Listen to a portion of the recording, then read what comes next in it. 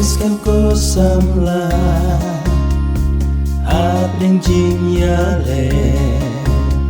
siya ublay ng dyan bagyay ne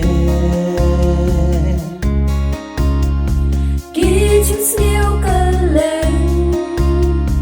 Kapag tay maya Gen mo sam laban na yan at ka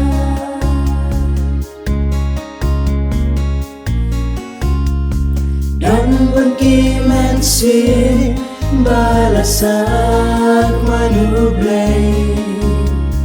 Dan kibahab no hajingken oy pertay Dan bunki samla hari ba itangi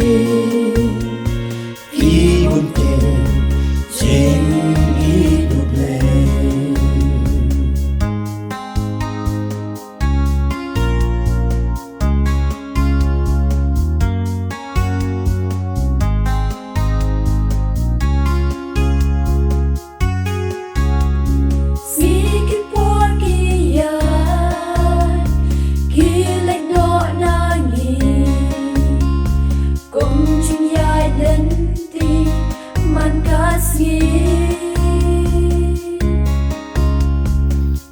Kikun samla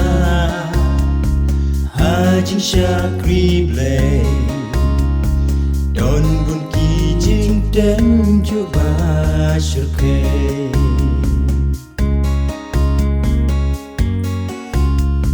Don bun ki mensi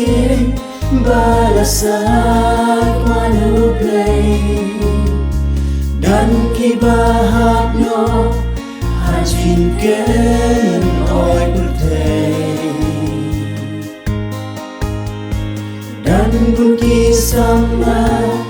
hari ba itangi Ki bunki jing iduplay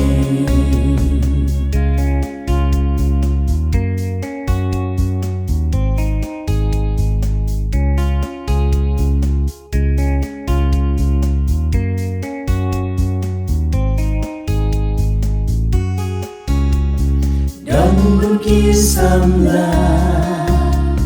badu jingkermen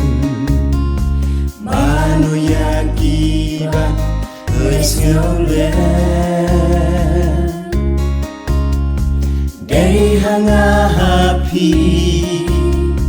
Yakiban lekdan Siya jing em bom juk leban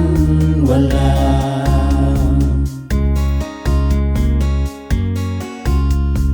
Dan bunki mensi balasak manublay Dan kibaham no hajingken oy pertay Dan bunki samla